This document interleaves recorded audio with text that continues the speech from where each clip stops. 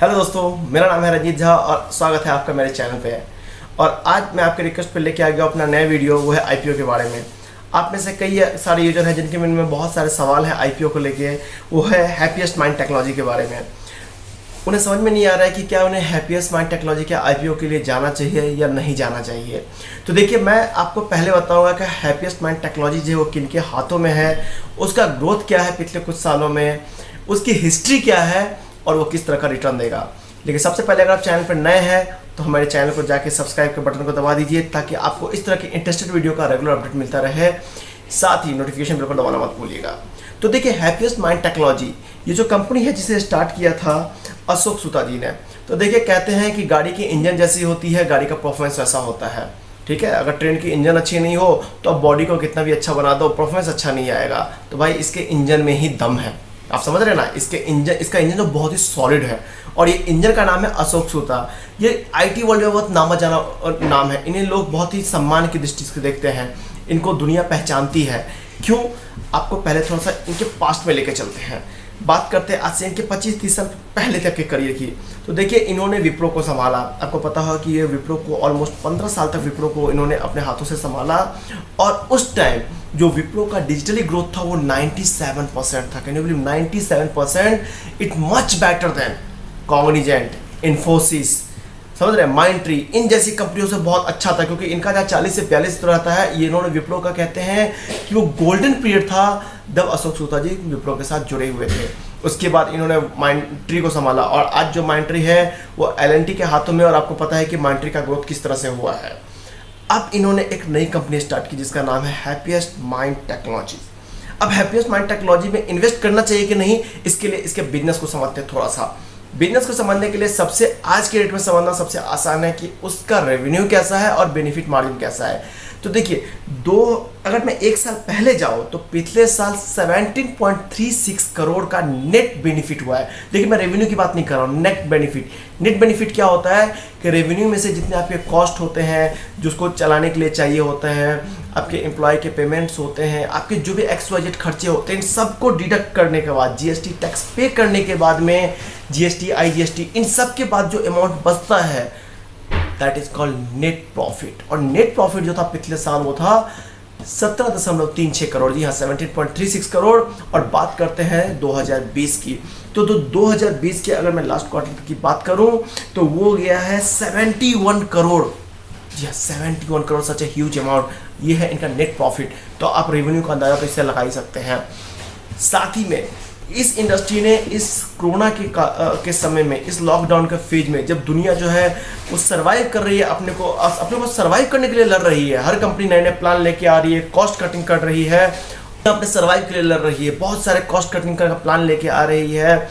कंपनियां अपने एम्प्लॉय को फायर कर रही है या उनके पेमेंट में डिडक्शन कर दिया है, हाफ पेमेंट हो गया है।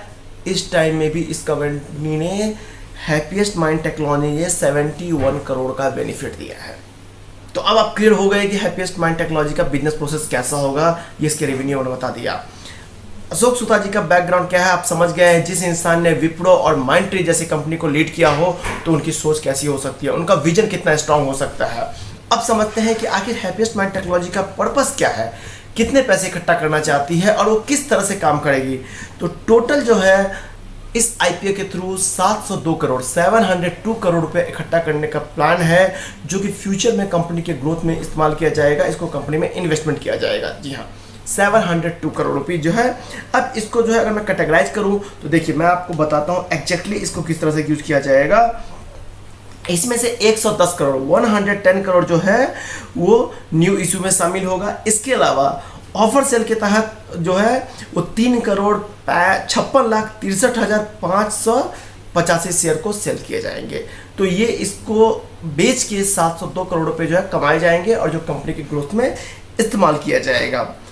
अब समझते हैं, सबसे बड़ी बात यह है कि इसका प्राइस क्या होगा। आपके मन में जरूर आया होगा कि सर कितना पैसे चाहिए। तो देखिए, जो स्लॉट साइज डिफाइन की गई है वो है 90 की, जो मैं बहुत ही अप्रिशिएट करता हूं। मुझे लग रहा था कि 80 to 100 के बीच में होना चाहिए, क्योंकि जो प्राइस डिसाइड किया गया स्लॉट के लिए वो बहुत ही रिजनेबल प्राइस है। मतलब इस तरह का कंपनी जो पोटेंशियली इतना स्ट्रांग हो, उससे भी बड़ी बात यह है कि एक मजबूत हाथों में है।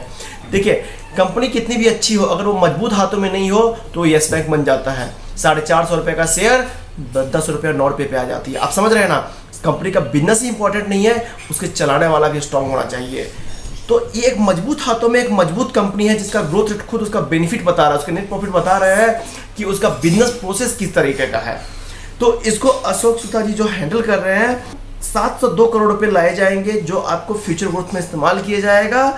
और सबसे बड़ी बात है कि जो पर स्टॉक का प्राइस रखा गया है वो रखा गया है 165 टू 166 रुपये। मतलब राउंड फिगर में अगर मैं कहूँ तो आपके अपने अकाउंट में 14,850 रुपये चाहिए, 14,850, और सेफर साइड में 15,000 रुपये लेके चले। अगर 15,000 आपके अकाउंट में है और अगर लॉट में आपको आप लॉट के लिए अप्लाई करते हो और ये आपको मिलता है, तो आपके अकाउंट में इतने पैसे मिनिमम होनी चाहिए तब ये लॉट आपको अलाउ होगा।